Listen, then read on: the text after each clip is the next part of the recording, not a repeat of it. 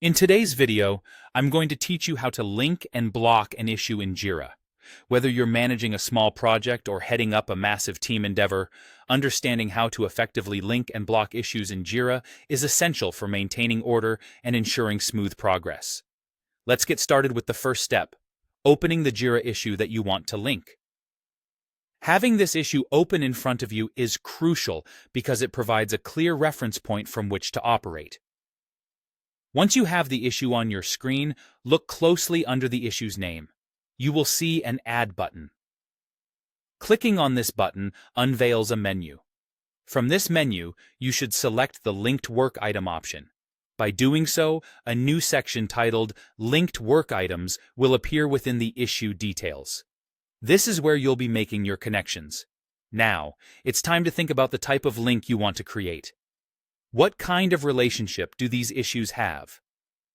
The drop-down menu offers several options to choose from, like is blocked by and blocks. If you choose is blocked by, you're indicating that the current issue needs another to be resolved first. It's essentially saying that this issue is in a holding pattern until that other issue is completed. On the other hand, if you choose blocks, then your issue is the one causing a holdup for others to proceed. Understanding these distinctions is vital to ensuring your project timelines remain accurate and workloads are managed efficiently. You'll also come across other options, such as relates to, duplicates, or clones, among others. The nature of your project and your team's workflow will guide which link type best suits your situation. Take a moment to reflect on which option truly reflects the dependency or relationship between your issues. Once you've decided on the link type that fits, it's time to locate the specific issue you wish to connect with. You can use the search box for this purpose.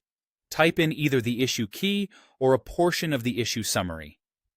If this doesn't yield the desired result, you may need to explore more broadly by toggling to a list view. After identifying the correct issue, select it from the search results. Making this selection ensures that you're linking the exact issue you intended, which will save a lot of confusion down the road. To finalize everything, click the link button. This step officially sets the connection in stone within Jira, allowing for smoother navigation and management of your project. Once you've got the hang of linking and blocking issues, managing dependencies and potential roadblocks becomes a breeze, leading to better project outcomes and increased team satisfaction.